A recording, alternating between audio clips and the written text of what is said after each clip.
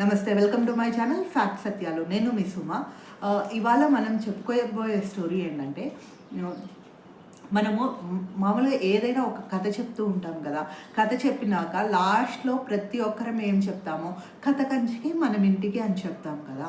మరి కథ కంచికి మనం ఇంటికి అనేది ఎందుకు చెప్పాలి ప్రతిసారి అనేది మీకు ఎప్పుడన్నా ఆలోచించారా?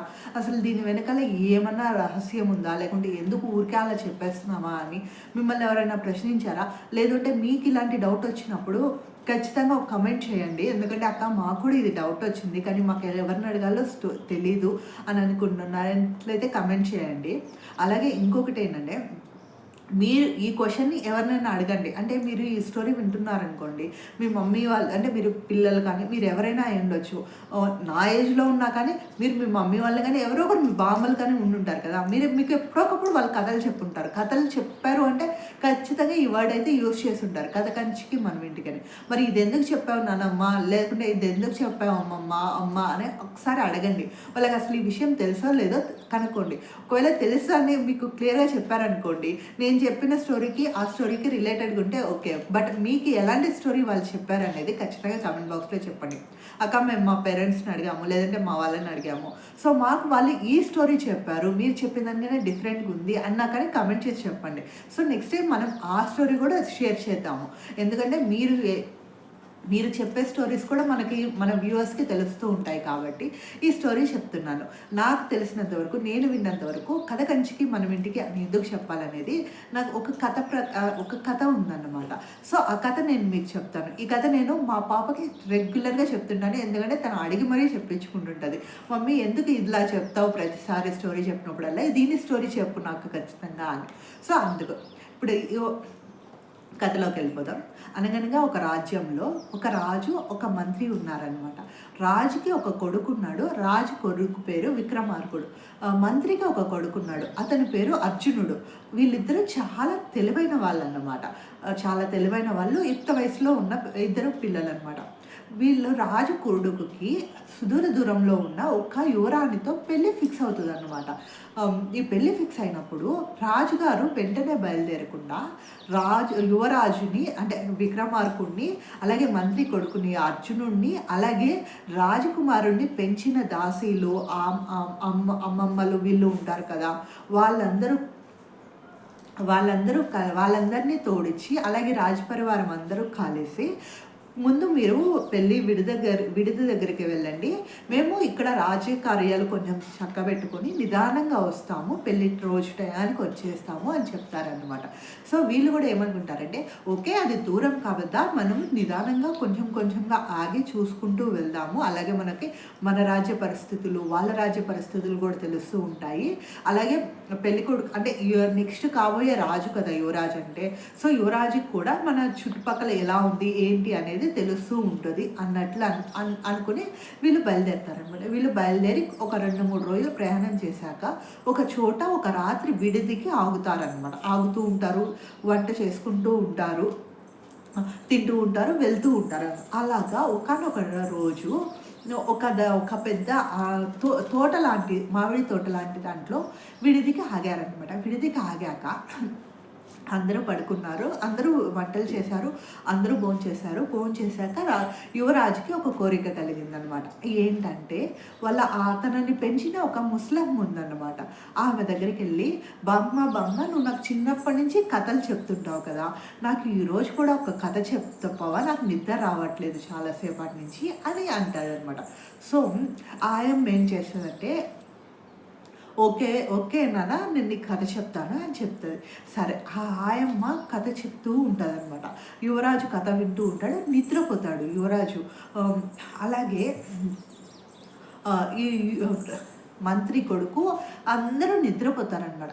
ఈ కథ చెప్తూ ఏంటంటే, ఊకుడుతూ నిద్రపోయాడు కదా.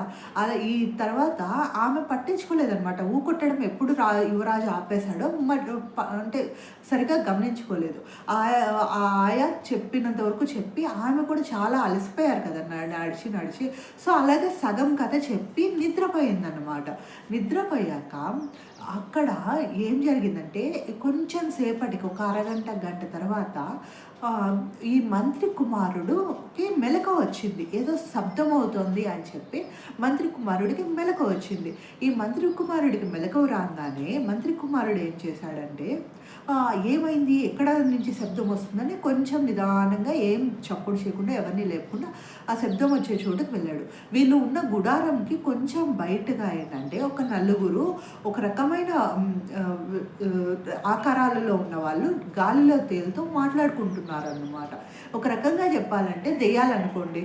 ఒక 4 దెయ్యాలు మాట్లాడుకుంటున్నాయన్నమాట.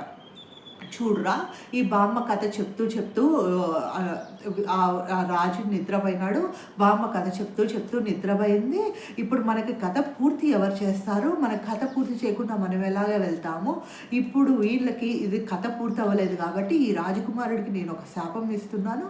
ఈ రాజకుమారుడు ఎవరినైతే పెళ్లి చేసుకుంటాడో ఆ అమ్మాయి చేతిలోనే మరణిస్తాడు. ఒకవేళ ఇది ఎవరైనా విని ఆ రాజకుమారుడికి ఇలాగ నీకు ఏదైనా ప్రమాదం ఉందని ఆ రాజకుమారుడికి చెప్పినా రాజకుమారుడు మరణిస్తాడు.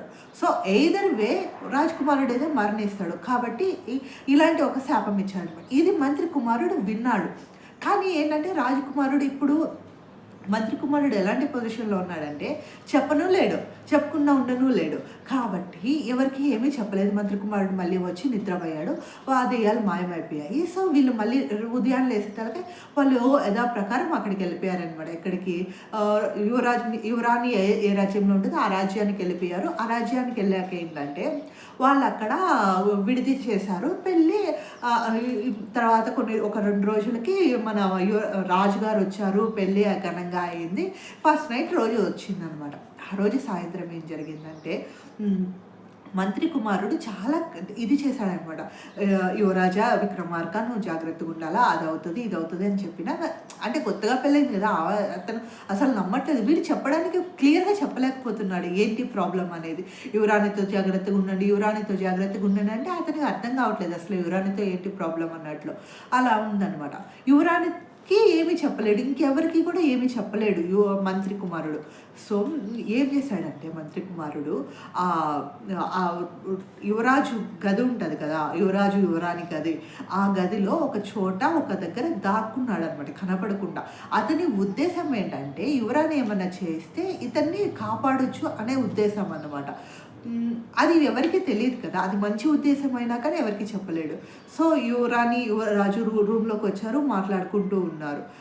యువరాణి ఎందుకు కత్తి తీసి పొడవపోయింది అనమాట. ఆ రీజన్ ఏంటనేది మనకు తెలియదు. మేబీ యువరానికి యువరాజు అంటే నచ్చకనా, లేకుంటే ఈ పర్టికులర్ శాపం వల్ల ఆమె స్పృహ కోల్పోయి అట్లా చేసిందా మనకు తెలియదు. బట్ ఏంటంటే యువరాజుని చంపబోయింది. వెంటనే మంత్రి కుమారుడు బయటకు వచ్చి చంపకుండా ఆపేశాడు.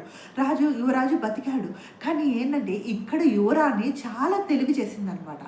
యువరాజా చూసారు. ఇప్పుడు మంత్రి కుమారుడు ఏమనంటే, యువరాజా నేను చెప్పాను కదా యువరాణితో జాగ్రత్తగా ఉన్నానని, మీరు నా మాట వినలేదు, చూడండి ఇందుకే నేను జాగ్రత్తగా ఉండమన్నాను, మిమ్మల్ని చంపడానికి చూస్తుంది అని చెప్పాడు. కానీ యువరాణి ఏం చేసిందో తెలుసా?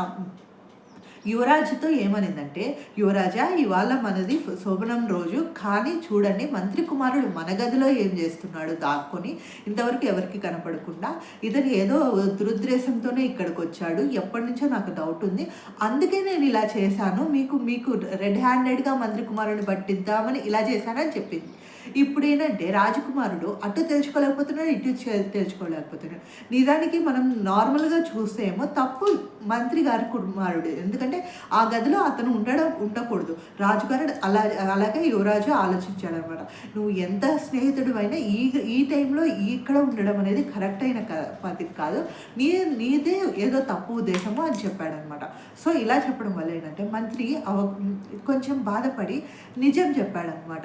ఇలాగే తను ఏమనుకున్నాడంటే ఆ రోజు గడిచిపోయింది కదా, ప్రమాదం తప్పిపోయింది, సో నేను ఇప్పుడు చెప్పొచ్చు అనుకొని ఇలాగా ఆ రోజు కథ చెప్తున్నప్పుడు ఇలాగా దెయ్యాలు నీకు శాపం ఇచ్చాయి, అందుకే నేను ఇలా చేయాల్సి వచ్చిందని చెప్పాడు. చెప్పిన వెంటనే ఏంటంటే అతను అయితే ప్రాణాలు వదిలేశాడు యువరాజు. బట్ ఏంటంటే మళ్ళీ దీనికి విరుగుడుగా ఏంటంటే ఇతను కొన్ని పూజలు చేసి అంటే వాళ్ళని ఒప్పించి దీన్ని ఒక వరం తీసుకొని మళ్ళీ యువరాజుని బతికించాడు. అది వేరే స్టోరీ. బట్ ఏంటంటే దీనివల్ల ఏంటంటే వాళ్ళు పెట్టిన శాపం అయితే ఇది అయిపోయింది. తర్వాత ఈ మంత్రి కుమారుడు వాళ్ళ దగ్గరికి వెళ్ళి మళ్ళీ ప్రాధాయపడితే వాళ్ళు చెప్పింది ఏంటంటే ఎవరైనా కానీ కథ చెప్పడం స్టార్ట్ చేశాక మనం ఊకొడుతూ ఉంటాం కదా వినేవాళ్ళు. ఆ ఊకొడుతూ ఉండాలి, ఖచ్చితంగా ఊకొడుతూ ఉండాలి కథ అయ్యేంత వరకు. ఒకవేళ కథ మధ్యలో ఆపేసినా లేకుంటే చివరి వరకు ఆపేసినా కానీ లాస్ట్లో ఏంటంటే కథ కంచికి మనం ఇంటికి అని చెప్పాలి, ఖచ్చితంగా చెప్పాలి. ఎందుకంటే ఈ కొడుతున్నప్పుడు మనం కథ ఒకరు చెప్తున్నారనుకోండి, మన చుట్టుపక్కల ఏమేమి ఉన్నాయో మనకు తెలీదు. అంటే దెయ్యాలు ఉండొచ్చు, దేవదూతలు ఉండొచ్చు, ఎలాంటి వాళ్ళైనా ఉండొచ్చు, ఈ కథ వినొచ్చు. బట్ అది మనకు తెలీదు. కాబట్టి ఏంటంటే మనకి ఒక లాస్ట్లో కథ కంచికి అని చెప్పడం వల్ల ఏంటంటే మన చుట్టుపక్కల ఉన్న దుష్ట శక్తులు అరే ఈ కథ కంచికి వెళ్ళిపోతుంది, అంటే కంచి కామాక్షి దేవి పాదాల చెంతకు చేరుతుంది. కంచి అంటే వీటన్నిటికీ భయం అనమాట. సో మనం ఇప్పుడు కంచికి పోతామా, కంచి కంటే మనల్ని అక్కడ బంధిస్తారేమోనని వారికి భయపడి వాళ్ళ ఇంటికి అంటే అవి ఏ స్థలానికి అయితే చెందుతాయో వాటి దగ్గరికి వెళ్ళిపోతాయి. మన చుట్టుపక్కల మనతో పాటు ఉండవు అండ్ మనకి ఎలాంటి హాని చేయకుండా ఉంటాయి. కథ కంచికి వెళ్ళిపోతుంది. మీరందరూ మీ ఇంటికి వెళ్ళిపోండి. మీరు చుట్టుపక్కల ఎవరెవరైతే మా కళ్ళ దృష్టికి కనపడకుండా మా కథ వింటున్నారో మీరందరూ మీ ఇంటికి వెళ్ళిపోండి అని చెప్పడం అనమాట. ఈ కథ కంచికి మనం ఇంటికి అని చెప్పే ఒక లైన్ యొక్క ఉద్దేశం అన్నమాట. ఈ వీడియో మీకు నచ్చింది అనుకుంటున్నాను. ఇలాంటి మరిన్ని వీడియోస్ కోసం మన ఛానల్ని ఫాలో చేయండి, సబ్స్క్రైబ్ చేయండి. అలాగే మీకు ఈ స్టోరీ ఎలా అనిపించిందో ఖచ్చితంగా కమెంట్ బాక్స్లో చెప్పండి. Thank you so much.